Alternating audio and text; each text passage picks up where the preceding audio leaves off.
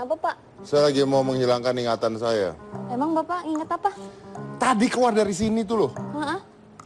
Kan lewat studionya Uya. Iya. Lihat acaranya Uya di TV. Oh iya. Cowok sama cewek punya masalah. Dan cowoknya merasa ceweknya selingkuh. Iya. Pegangan tangan begini sama ceweknya. Terus? Nggak mau ceweknya selingkuh. Tapi bilangnya gini, kamu jangan selingkuh dong. Gitu, Pak. Oh. Ih. Terus kalau dia begitu, kenapa nggak boleh selingkuh ceweknya? Iya. Boleh gue bakar aja nggak tuh studionya? Jangan, Pak. Orangnya deh. Boleh. Uyanya aja gimana? Oh, jangan, Pak.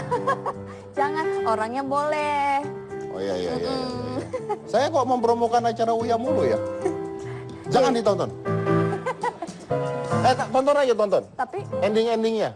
Jadi endingnya ditonton biar share-nya tinggi terus nyambung ke acara saya.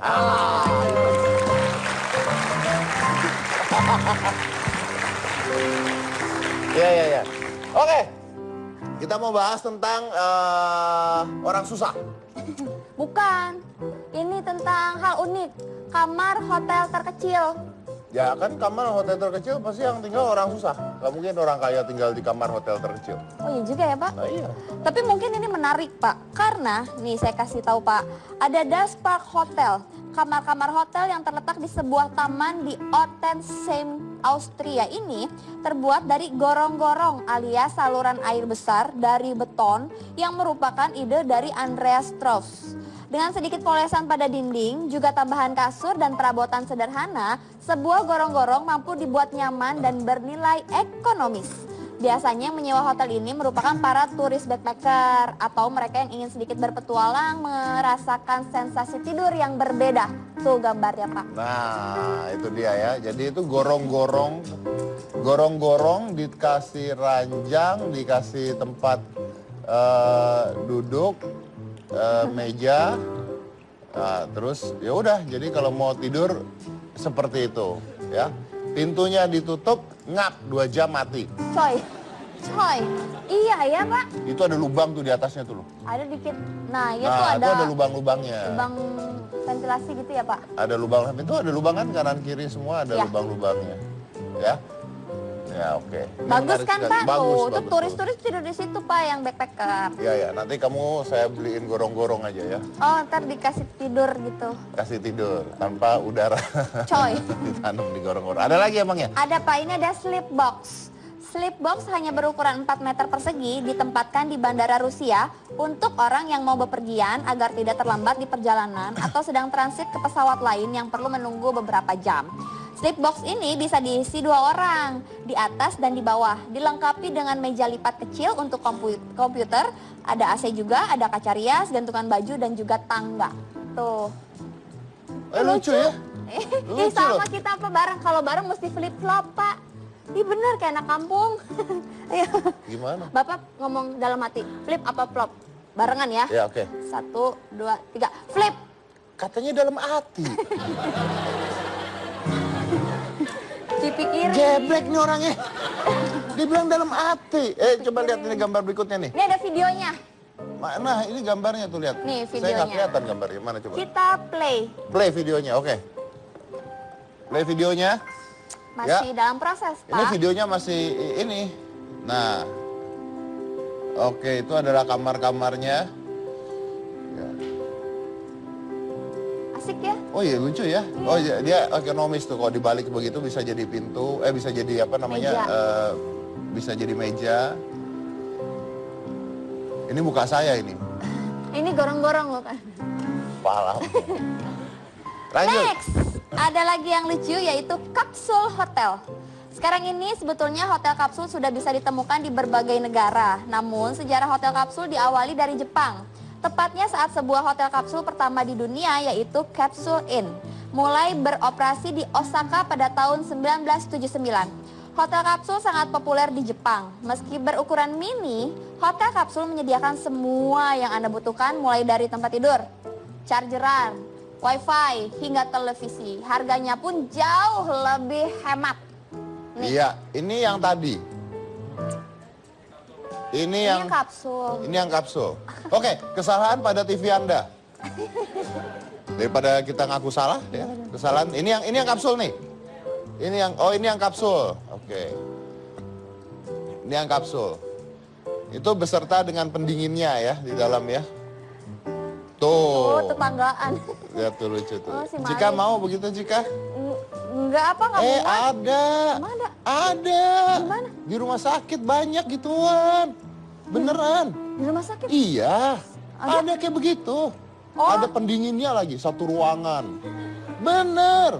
Ntar, itu tanduk deh kayaknya, Pak. Bukan. Udah gitu orangnya ditandain, jempolnya dikasih pita. Bener ada.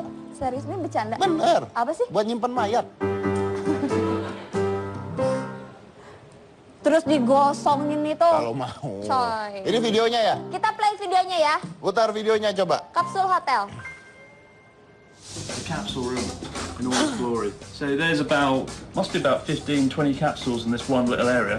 And our one, 307, is over here. And actually, this one is one of the only rooms in the hotel that comes with its own little second room, kind of tatami mat room. I've never seen anything like that. That's really cool. So you've got your own little private space under there. But most of the capsules, this is it. This is your bedroom for the night. Welcome to Abroad in a Box. I still prefer this to staying in a hostel where you just get a bunk bed, you know, because you've got your privacy. Not only do you have more space than a bunk bed, but a TV as well. TV, headphones, an alarm with a light. It's exciting, isn't it? I like the idea of climbing up a tiny ladder and getting into a box, but look, you can pull this down. Haha! And now you can't see me.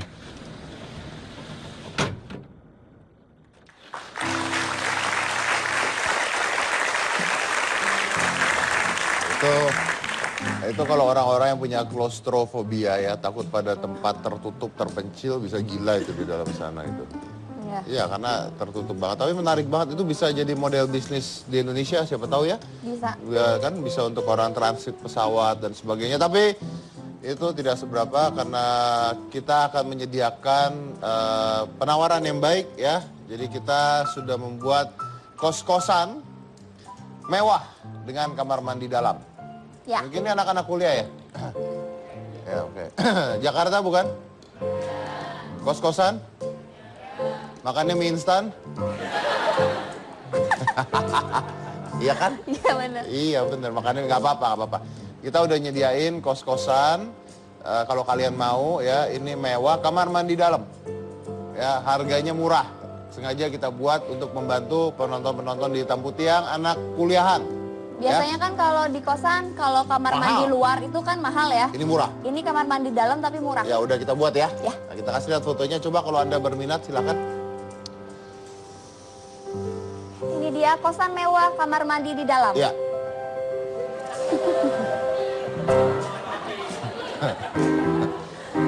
Kosan idaman nih, kamar mandi dalam. Oh. Nah, masih ada 2 slot ya. Ya. Siapa cepat dia dapat. Nah, siapa mau, nah, itu menarik sekali.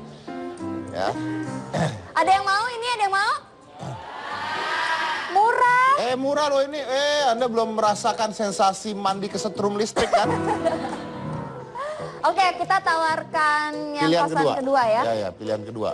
Kita akan menawarkan kosan mewah dengan Kamar kamar mandi mandi dalam. di dalam, Ah. tapi di atas apa di bawah ya? Di bawah. Di bawahnya, oke. 2 tingkat. 2 tingkat, yang ini 2 tingkat.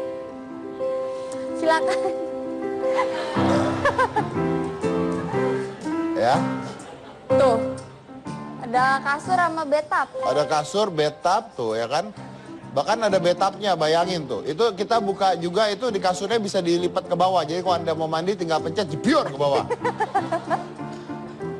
Ini menarik nih ya. Iya. Kalau berminat silakan hubungin kita. Ya. Ya. Siapa tahu butuh. Siapa tahu butuh. Gitu. Ada yang berminat? Kalau dikasih gratis mau? Yang cowok mau? Ntar dikos-kosin sama om. Mau nggak? Mas itu kucing-kucingan.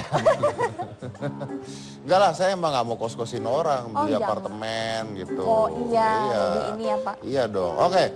Nah ini tuh biasanya dipakai sama orang-orang yang misalnya apa ya, ngirit, Ya. ngirit. keluar kota ngirit gitu. Keluar kota ngirit, keluar negeri ngirit, ya. Tinggal ngirit. Tinggal ngirit, napas ngirit, hidup irit. Pak, napas ngirit mah bengek, Pak. Ya, kan nggak apa-apa. Ini kenapa layar saya jadi putih? Ini kenapa layar saya jadi putih? Tuh, lihat layar saya jadi putih.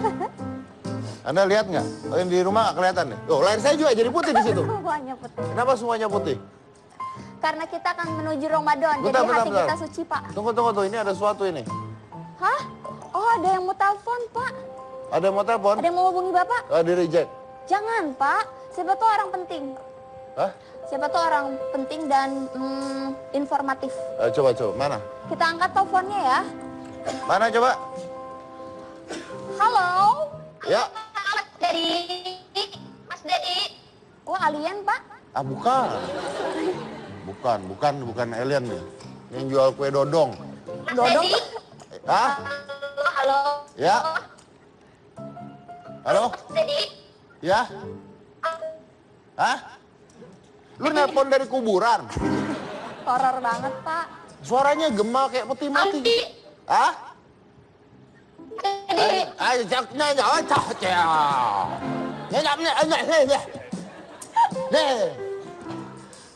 Halo, ini siap ya. Kita gitu balasnya. Apa? Ini kok dari dia nelfon Taya. Kan dia jawab Nah, ya itu adalah trik kalau Anda nggak mau ngangkat telepon orang ya. Halo, sorry. Kalau nggak mau ngangkat orang itu. Nggak. Gitu caranya. Terus ngomong di tut. Kalau di telepon kreditan. Saya pernah lo gitu loh. Siapa nelfon, Pak? Orang nelpon saya Iya. nggak mau ngangkat. Terus saya telepon terus nggak. Terus saya gini. Tut. Tahu nggak? Dia nggak matiin teleponnya. Gue sampai mau bengek. Tut. Narik napasnya susah, cek. Iya. Iya. Ya Biar udah, kelihatan asli. Biar kelihatan asli. Akhirnya saya matiin juga. Oke. Lagi. Baik. Biarkan saja tadi yang nelpon nggak penting ya. Oke, kita akan mengundang bintang tamu kita. Tapi setelah yang satu ini kita punya seorang komika berhijab. Tapi yang pertama di Indonesia. Ya, lupakan telepon yang tadi. Pasti nggak jalan kalau live soalnya. Jadi jangan mana-mana, tetap di Hitam Putih.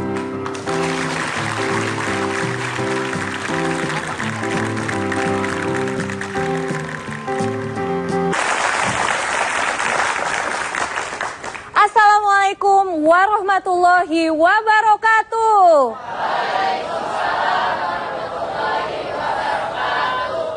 Pemirsa sekalian dan kawan-kawan yang baik, saya melakukan banyak sekali persiapan untuk tampil malam hari ini. Kalian tentu melihat kan kalau saya baru saja potong rambut dan cukur bulu? Kelihatan dengan jelas kan? Ya, perkenalkan nama saya Sa'diah Ma'ruf. Sering dipanggil Arab. Siapa yang bilang sih kalau saya ini Arab? Saya keturunan Timur Tengah. Abah Jawa Timur, Mamah Jawa Tengah. Jadi keturunan Arab banyak nggak enaknya. Teman-teman jalan-jalan sendiri, saya boro-boro traveling. Ke fotokopian aja diantar Abah. Juga teman-teman banyak punya pacar. Saya boro-boro punya pacar. Pasang poster Andy Lau aja nggak boleh. Idolanya juga mesti Arab kali ya. Akhirnya saya pasang poster Syarukan. Teman-teman saya juga banyak mengikuti kegiatan kesenian, menari, menyanyi. Saya boro-boro, ngomong aja fales. Bukan karena dilarang sih. Jadi keturunan Arab banyak nggak enaknya. Saya sering dianggap lebih tahu agama Islam. Di stasiun kereta api, seorang ibu hamil menghampiri. Neng, anak saya didoain ya. Bingung dong. Mesti gimana? Akhirnya saya berdoa. Ya Allah, semoga anak ibu ini nggak kayak saya, nggak bisa baca doa.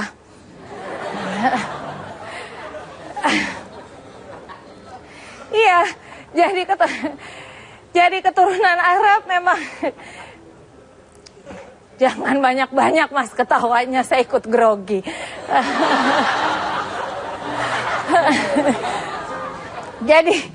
Jadi keturunan Arab banyak nggak enaknya. Saya sering dihakimi, Mbak Arab dan Muslimah ya, pasti nggak suka kalau lihat perempuan pakai rok mini. Saya bilang, saya bukan nggak suka sih, cuman kulit bagus kayak gitu nggak sayang kena kutu kursi busway. Saya juga mendapatkan banyak kritik. Kamu muslimah, kenapa jadi komedian? Wanita penghibur kan? Saya bilang, Mas, daripada menghina orang, lebih baik menghibur orang, Mas. Iya. Lagian jangan berani-berani sama orang Arab. Arab nih Arab, sensian tahu. Iya. Jadi keturunan Arab banyak nggak enaknya. Ketemu cowok di jalan, ditanya, Mbak, Arab ya? Iya. Kalau Arab tuh mesti nikah sama orang Arab juga ya?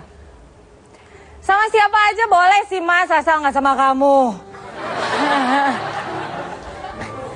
Kemudian, ya, di lingkungan tempat saya dibesarkan, sayangnya banyak anak-anak perempuan yang masih mengalami pernikahan dini di bawah usia 18 tahun.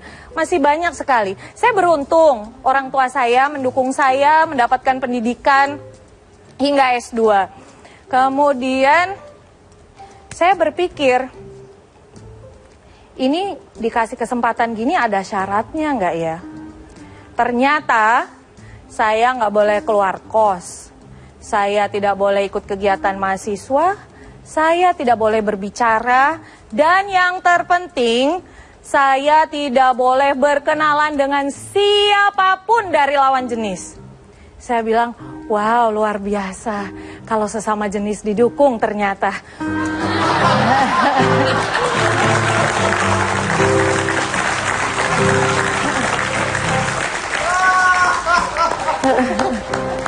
That was great. Terima kasih. Oke, tepuk tangan dulu dong. Halo, terima kasih. The last punch is perfect. Last punch-nya luar biasa banget. Tapi enak ya. Ada enaknya jadi orang Arab juga ada enaknya. Iya. Soalnya Anda bisa ngejokes pakai ngomongin tentang orang Arab, terus juga ngomongin tentang agama Anda gitu ya. Tapi saya sering dituduh ekstremis, Mas Iya, Dedi. tapi mending. Coba kalau saya yang ada di sana tadi ngomongin tentang Arab, ngomongin tentang agamanya, besok saya di demo ya. Noda Masuk yang penjara udah di bisa situ saya. Jadi saya nggak bisa ngatain, nggak bisa ngomong, nggak bisa komen tentang Arab dan agama orang lain gitu ya. Mendingan gue ngomongin keturunan Cina aja ya. Nah, kalau Cina pun, sama.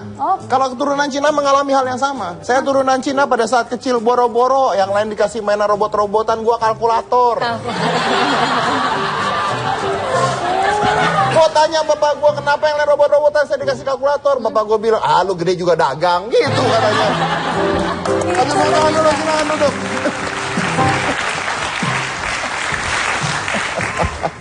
Oke, ini menarik sekali. Gak apa-apa, itu jatuh bukan punya Anda kok. Ya. Jadi saya panggilnya apa? Diah aja. Diah ya, Ya. Diah. Oke, Cika coba bacain dulu tentang Diah ini apa? Baiklah, fakta-fakta tentang komika Arab. Diah sudah mulai stand up komedi sejak 2009 saat kuliah dan muncul di TV tahun 2011 seangkatan bersama Ernest dan juga Akbar.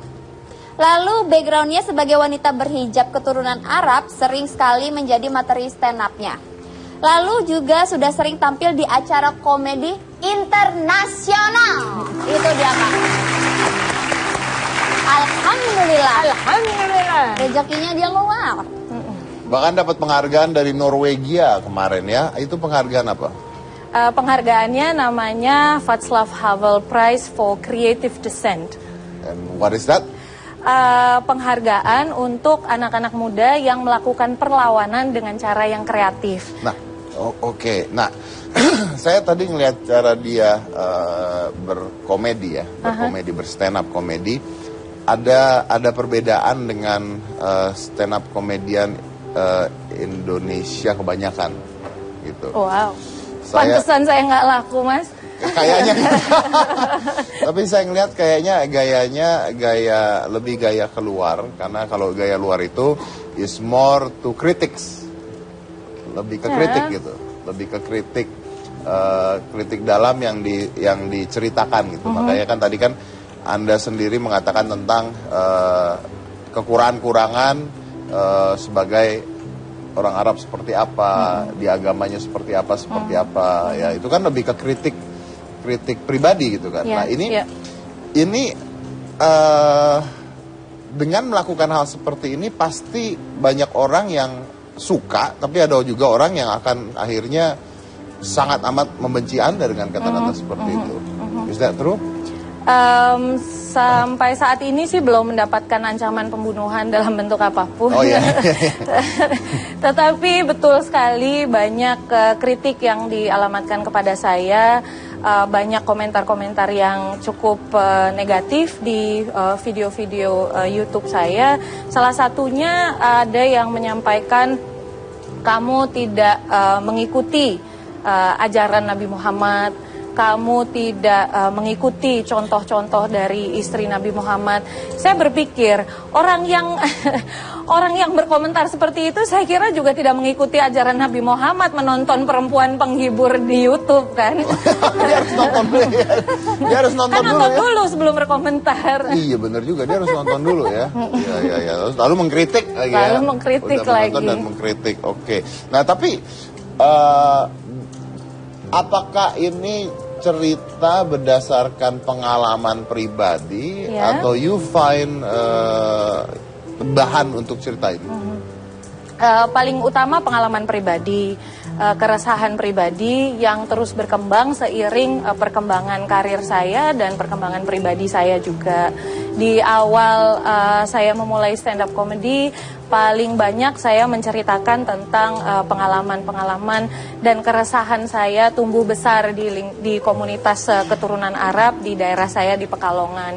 Kemudian makin kesini beberapa pengalaman internasional juga saya jadikan bahan humor dan bahan perenungan. Sebenarnya apa maknanya ketika orang-orang di luar sana, terutama dunia internasional, merayakan perempuan muslim?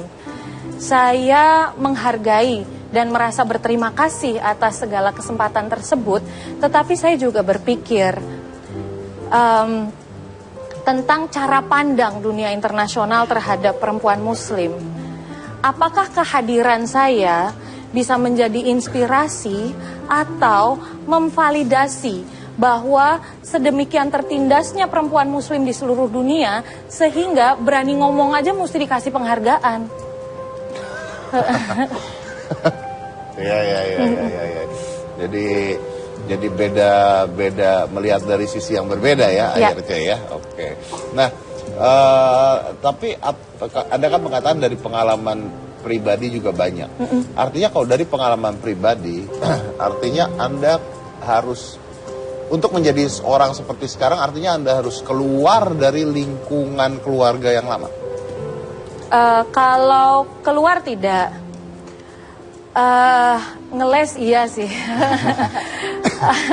Artinya my entire life existence itu bergantung kepada keahlian saya untuk mencari jalan belakang.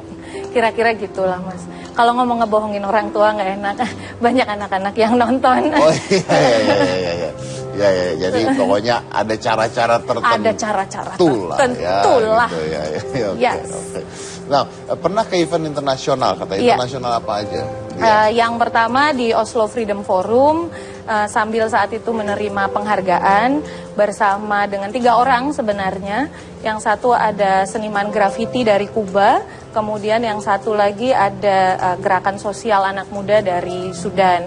Kemudian selanjutnya di Australia, saat itu alhamdulillah berkesempatan untuk tampil di Sydney Town Hall di acara The Chaser Lecture namanya, bekerja sama dengan grup komedi The Chaser di Australia. Kemudian di Swedia di pameran foto We Have a Dream, di mana di situ ada foto dan esai dari tokoh-tokoh So basically dunia. you going around world for that. A little bit, not as much as you. Oh, you never know.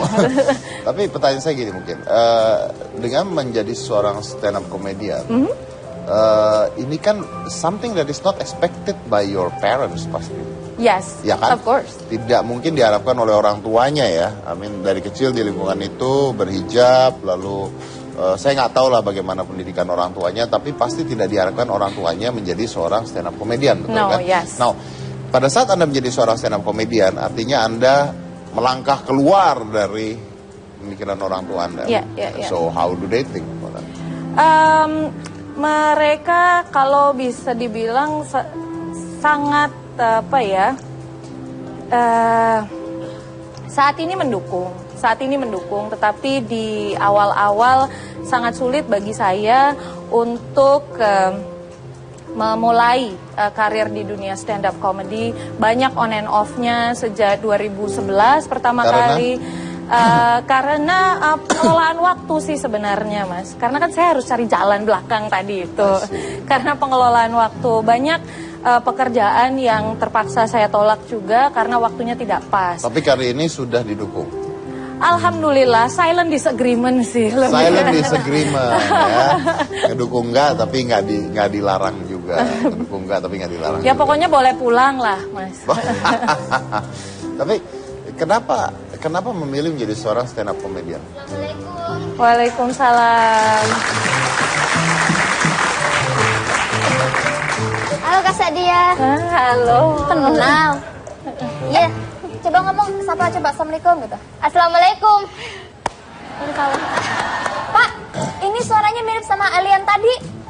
Yang segmen 1. Kan tadi saya memang yang telepon Kak. Saya tadi mau ke sini, cuman saya menyasar tadi di gedung sana. Untung saya tanya itu orang katanya kau ini ada di gedung OPJ. Oh tadi itu IPA. Iya tadi Bang ke sini, saya mau ke sini ketemu Kak Sadia. Ya, ini adalah sebuah pembuktian ya bahwa dalam sebuah profesi apapun itu ada yang berhasil, ada yang gagal. Ya. Jadi pesulap, ada yang berhasil, ada yang gagal. Jadi host, ada yang berhasil, ada yang gagal.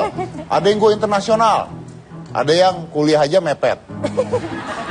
Ada. Itu banyak lah ya. Contoh-contoh seperti itu banyak. Namanya juga acaranya kan hitam putih ya. Kita undang yang baik, kita undang yang hancur, kita... Tapi bukan kita kok, bukan. Iya Bukan kita. Kita sama-sama putih Mbak, nih tangan kita sama-sama bukan kita putih. kok. Baju situ yang putih. Iya, saya sengaja biar saya nggak disangka hitam di sini. Mas Dedi yang hitam, jadi saya hitam di putih. Oh iya, bajunya. Balik. Saya ngefans banget sama Kak Sadia. Iya, tapi dia nggak sama kamu ya. Dari mana ngefans saya nggak pernah muncul di TV deh.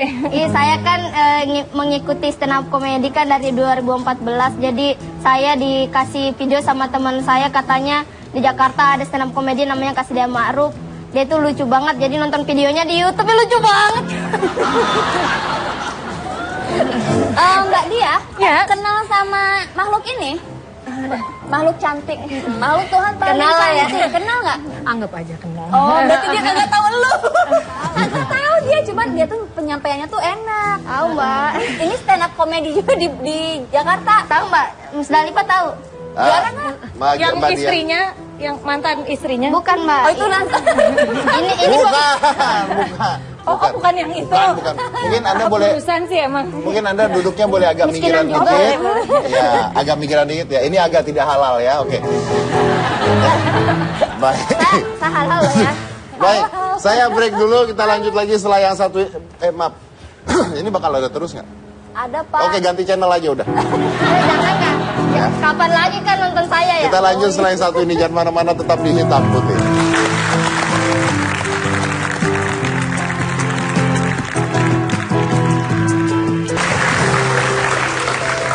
Dia ini, ya, ini buat adik-adik di sini. Dia ini adalah lulusan S2.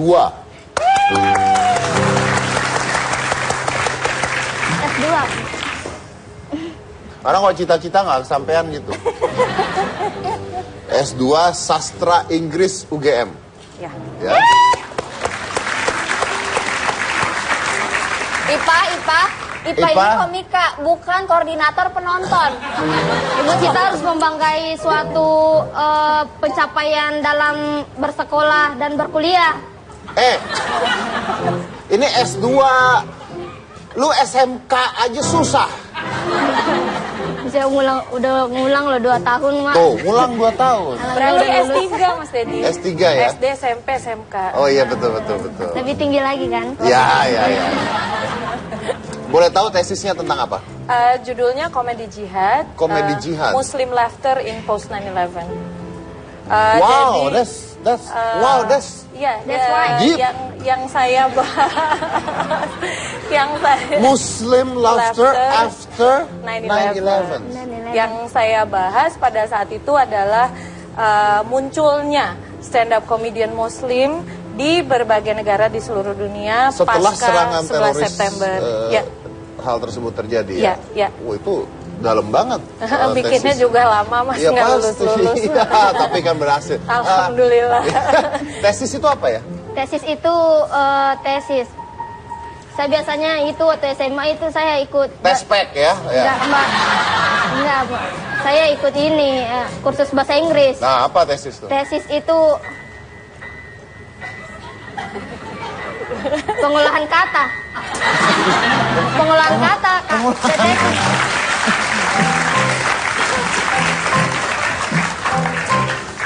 Ipa. Otakku segitu, makanya diem aja kayak gue. Kamu jangan aku. Sama aja ya. Kamu udah bagus karakternya. Saya udah bagus nih. Iya. Dan apa? Dia ini sekarang Tergabung? aktif di Badan Naungan PBB.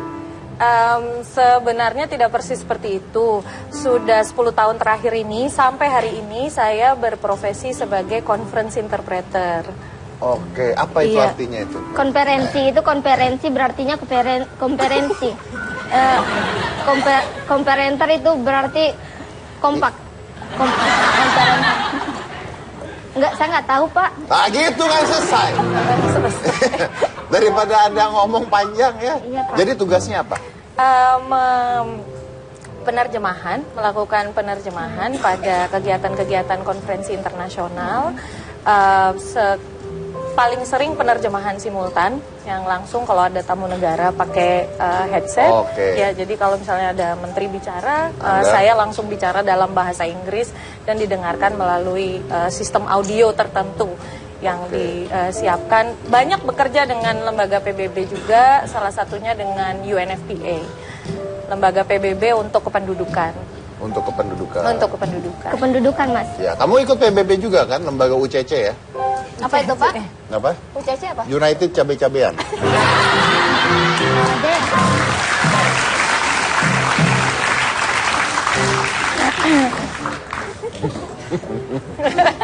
Ya Allah.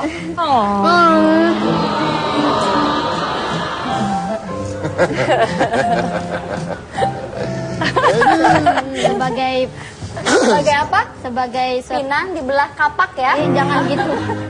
Ini sebagai idola dengan fans. Gitu ya, stand up komedi ya. Iya.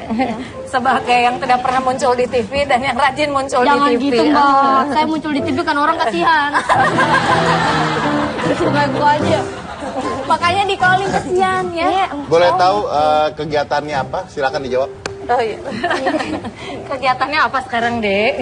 Enggak, buat Mbak Dia Oh, sekarang. iya. Sekarang ini lagi Kegiatan sibuk saya apa? padat. Sudah. Terutama stand up comedy. Kemarin baru saja selesai show kita membuat all female stand up comedy show berjudul Perempuan Berhak dengan line up 5 orang komika dan 1 musical performance, semuanya perempuan. Tinggal di Indonesia sekarang. Saat ini Ya. iya tinggal di Indonesia. Oh, tinggal di Indonesia. Ya lalu mau kemana lagi ya? Keluar deportasi. Ya udah, dia udah menunjukkan stand up comedy dengan menurut saya kelasnya tuh tinggi sekali gitu ya. Banget gitu. Yes. Smart comedy, komedi cerdas gitu ya. Iya, insya Ya, Allah. coba silakan Musdalifah tunjukkan komedi cerdasnya. Iya. Stand up comedy ya. Iya. Bisa ya? Tapi saya agak malu-malu karena ada senior saya di sini. Tapi maklumin aja ya Mbak ya. Komedi saya cadas Mbak. Ya Mbak. Ya. Oke ya, selesai ya. Belum, I'm stone. Yes, Mas, bahasa Inggris dong. Yora M. Stone. Di mana Mbak? Di sini. Ya. Jangan, tengah jalan aja sono. Kejauhan Pak. Bercanda. Ya, silahkan. Tepuk tangan seadanya, seikhlasnya untuk Musdalifah.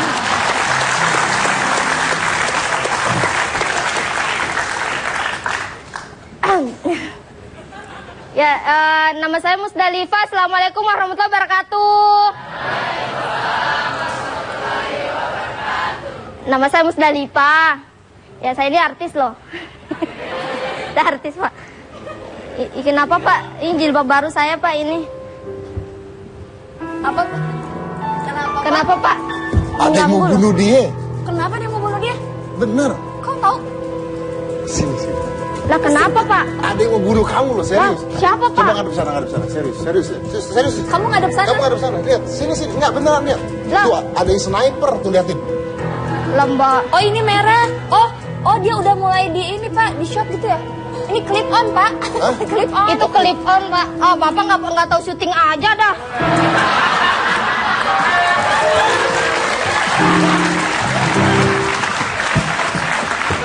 Ya Allah, kaget loh dikira mau dibunuh. Biasa kalau di luar-luar kan di ini merah dulu kan baru Iya gitu ya. Pak. Kapan mulainya kamu? Kan tadi udah potong Pak ya. Ulangi ya. Ya, assalamualaikum warahmatullahi wabarakatuh. Ya, nama saya Musdalifah. Tahu. Saya ini artis loh. Ya. Iya kan? Ya, dan bentar lagi itu bulan puasa ya. Ya, bentar lagi bulan puasa dan saya mau tanya di sini penonton-penonton, ada yang suka ngabuburit nggak? Nggak ada ya? Ya saya, jadi kita tuh nggak sama ya. Saya tuh orang. Kayaknya saya di sini nggak disetujui. Pak, penonton aja murka sama lo Pak. Iya makanya. Iyain aja ya. Di sini ada yang suka ngabuburit nggak? Saya juga suka ngabuburit. Saya biasanya ngabuburit sambil makan lontong. Udah puasa nih. Itu ketawa di situ yang saya bilang makan lontong. Diyayain, diterusin aja. Oh, Iya. itu lucunya di situ. Iya Pak, lucunya di situ Pak. Bentar, ada bunyi apa itu?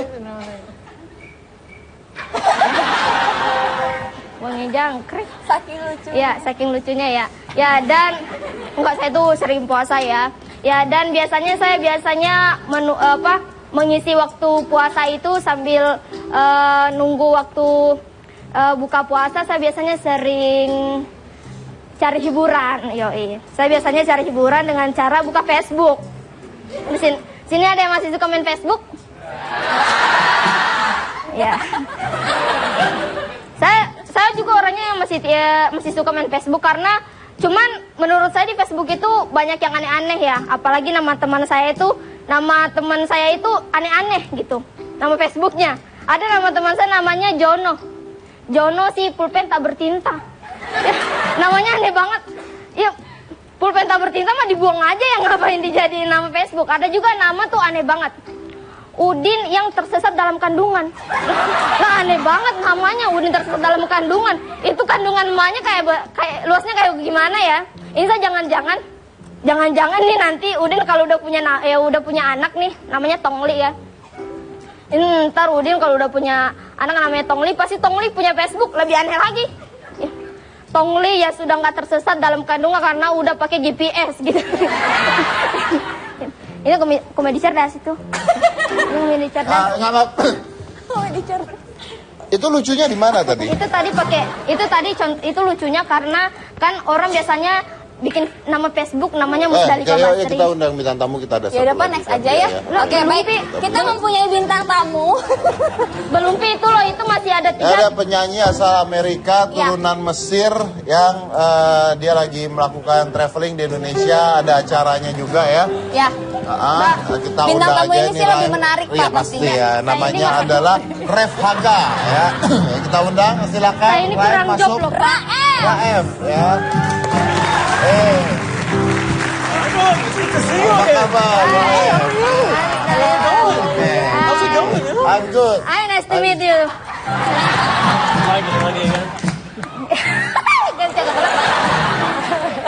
You wanna stand up comedy? Jangan nempel-nempel saya. Iya. Nggak halal. Ya udah. Nempel. Bukan ini. Bukan nempel Lawan dia jenis. juga. Nggak boleh lawan jenis. You know him? You know her? Well, for about 5 minutes, yeah.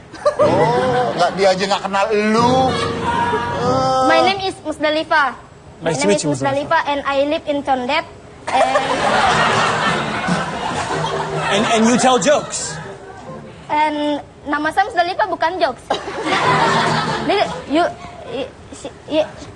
Why did the chicken cross the road? Yes, I like chicken. Oke. Kita lanjut lagi setelahnya. Nanti jangan banget tetap di hitam putih. Pak tadi bang salah.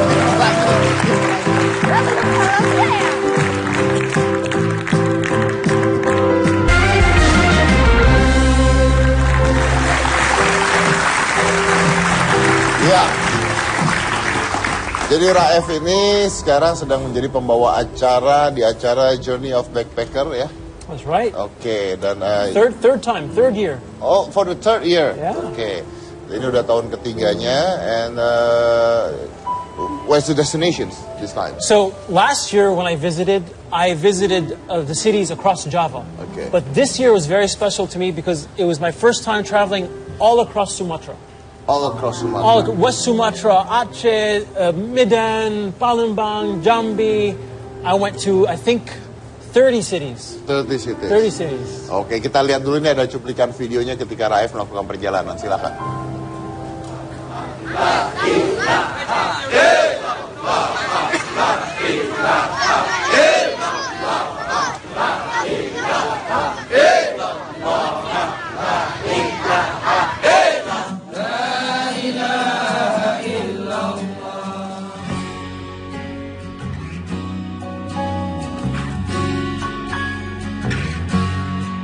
It's all improvised.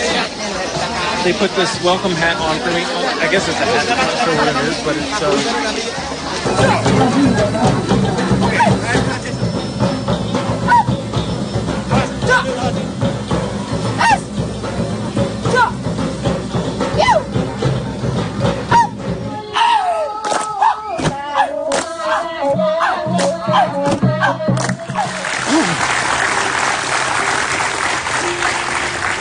I can see that moving from one destination to the other destinations with a different culture is for sure not as easy as we think, right? No, it's not easy at all. Every day is a different city. Every day is a different adventure, different food, different Yes. people. It's amazing. All the culture is just different. Yeah. So is that anything that is unpredictable that happens to you at that time? So actually, I injured myself actually when I jumped into the waterfall. By the way, it was so much fun. I jumped into the waterfall and I smashed my face here. That's why you can still see the injury right here. You smashed to what? A rock. Oh, wow. And there was a lot of blood, but it was totally worth it. Oke, was awesome. Musdalifah tolong terjemahin ya kalau yang nggak ngerti. Dia ceritanya tadi, dia pergi ke Sumatera. Terus pas dia lagi nari-nari, dia kecenggol kakinya. Oke. Ya, oke. Gak usah pakai mic juga, lu kan pakai clip on. Oh iya ya Pak ya. Pernah syuting nggak sih? Gue suka sama lo. Iya ya Pak. Jadi intinya ada pengalaman-pengalaman yang menarik ya. Dia pernah terjun ke kayak ke danau gitu, terus palanya kena batu sampai lukanya masih ada. Tapi it's gonna be it's gonna be there. I mean, you shoot that when this happens. Yeah, you'll see it. So you can see that. We can see that after that. Absolutely. Okay. Absolutely. And I heard that you can speak Indonesia a little bit right I now. wish. My favorite word is bagus. But my very, very favorite word is very bagus.